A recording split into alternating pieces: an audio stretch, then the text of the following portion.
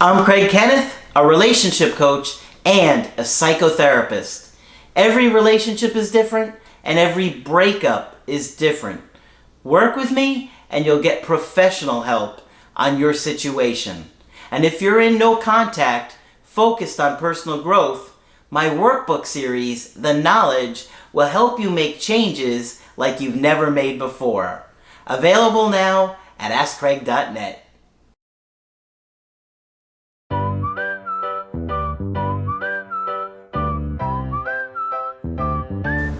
Hi there, I'm Coach Craig Kenneth. I'm Coach Margaret. And today we're going to be talking about 3 tips to becoming a secure partner. That's right. You know, we always tell you guys you have to make changes on yourself to improve your chances with your ex because, you know, you had problems with them which led to the breakup. And so if you can put yourself in a better position to be a healthier person, healthier partner, understanding your partner's needs better, understanding your own needs better, and finding ways to soothe yourself or calm yourself down when you don't get what you want, or, you know, listen to your partner's criticisms, you'll find that relationships will work better because it's about that connection. And you have to understand that that connection takes work. It doesn't magically just happen, right? No, it doesn't. So Margaret has got 3 great tips that I think you guys are going to find really helpful. Right. Now, as all you out there know, every time I read a book, I insist upon sharing it with you. And I just read a book, I'll hold up, don't know if you can see it, called Attached. And it's been pretty much a bestseller. I came across several people I talked with on the phone who had read it. Mm-hmm. And so I thought I should read it, and I did, and I was glad I took the time to do it. Because it just puts things a little bit differently from how other people put it. And I think any different ways we hear are really, really helpful. They point out 2 things right off the bat. Anytime we get into a romantic relationship, we're looking for a secure base. Now remember that term. That's what we hope every baby in the world has, is a secure base. Yep.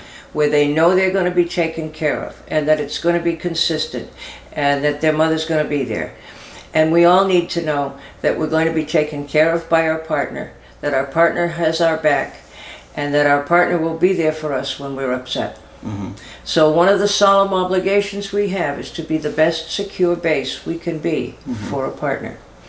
The other issue they raise immediately is that it is not a bad thing to be dependent on your partner. Okay? Being dependent has a really bad name.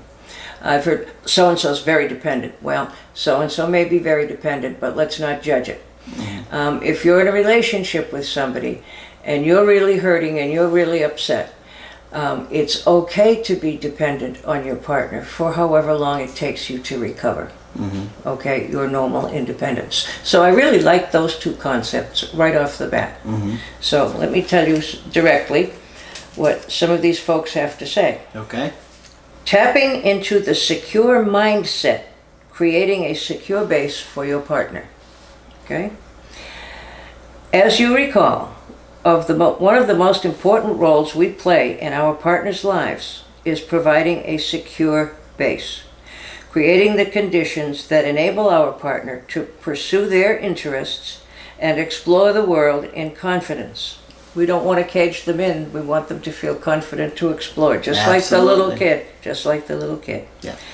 Brooks Feeney and Roxanne Thrush of Carnegie Mellon University, in a study published in 2010, found that these specific behaviors underlie this broad term.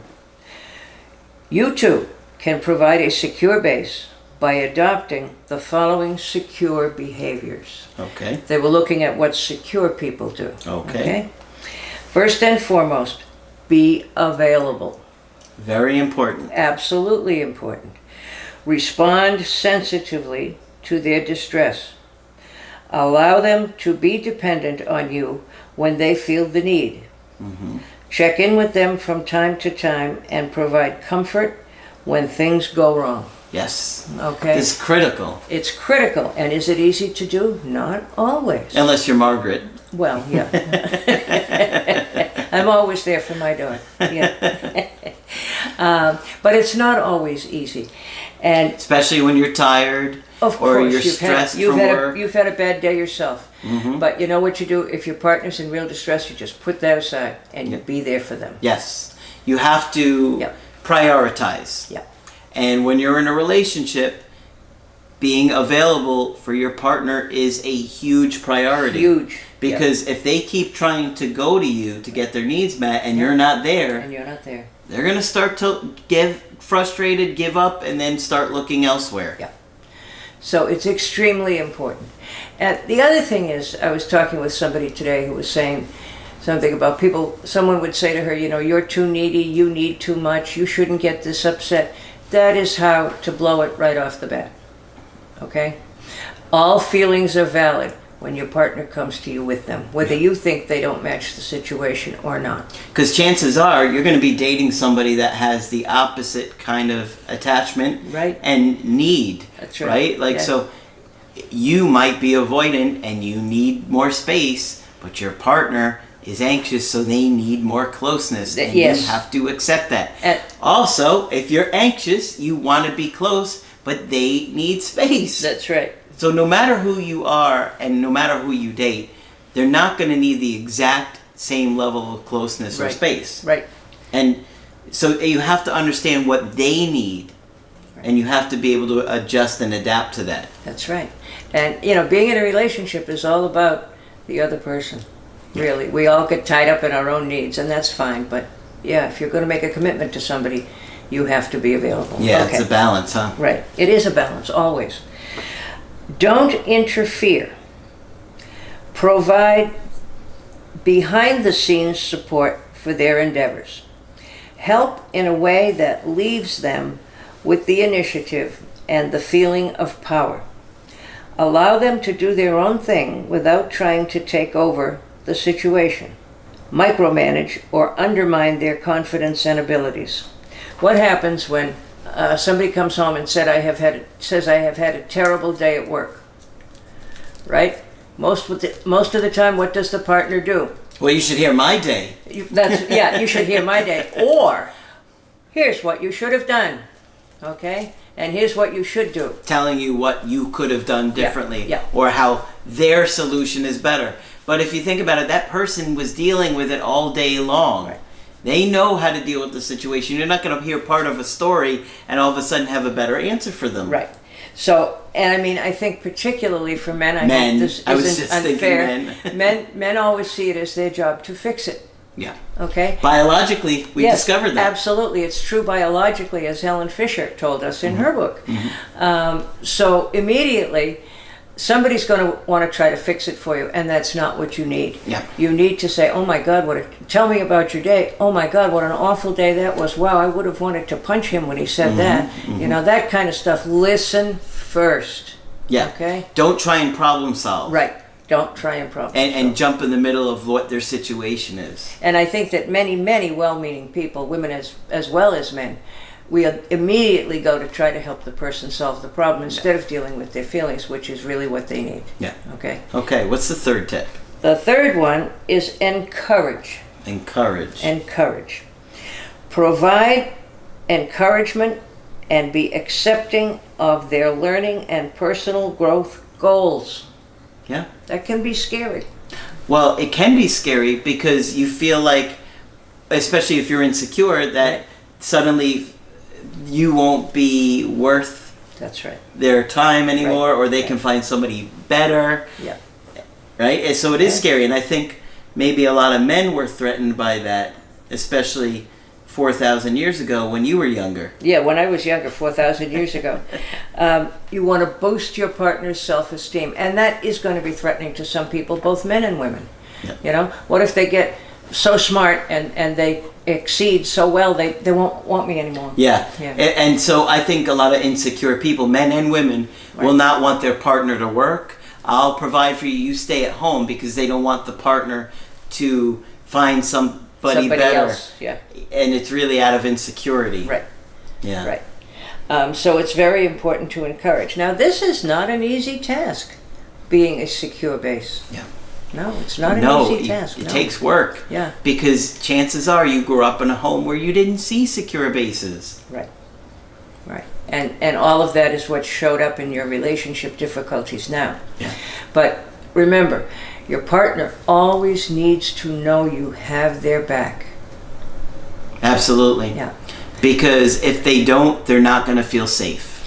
And I've talked to a number of people, especially recently, who have said that instead of responding to their distress, sometimes people are told, well, you're thinking about that the wrong way, or you shouldn't get this upset over this sort of thing. Yeah. You know, and the minute somebody starts to tell you that your feelings are wrong, it's blown badly. Okay? Yeah. All feelings are legitimate and to be honored, even if they make no sense. Yes. Yes. I'm really upset about the birthday party. What birthday party? Why would you get that upset about the birthday party? Well, you know, because 6 of my relatives insulted me. Yeah. And then you just say, "Oh, just ignore them," right? Yeah, exactly. You give just ignore them. You tell them how to handle it. Right. You interfere. Just ignore them. And then all of a sudden, you know, now they don't feel like they can come to you. They can't feel connected to you. They can't share things with you. Right. So yes. And you got to remember too that if someone has not had a really secure base, they're going to be a little confused by this behavior. But nobody's going to complain about it. No. Nobody's going to complain about having a secure base. Remember, it's the thing we all crave. Yep. As babies, we have to go hug mom's knee before we go explore the living room. Yep. Then we come right back, and then they go back out there again. And it's no different even when we grow up. Yeah. Yeah. We want a secure base to come home to. Okay, 3 good tips. Okay, that's what I learned.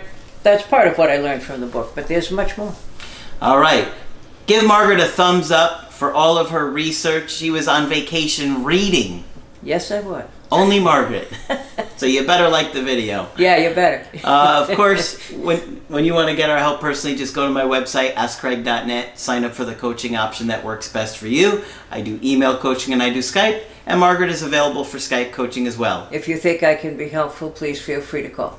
Who couldn't think you're helpful, Margaret? Well, you never know. Click on Margaret on the top of the website to sign up with her. That's it for this video. I'm Coach Craig Kenneth. I'm Coach Margaret. And we will talk with you soon.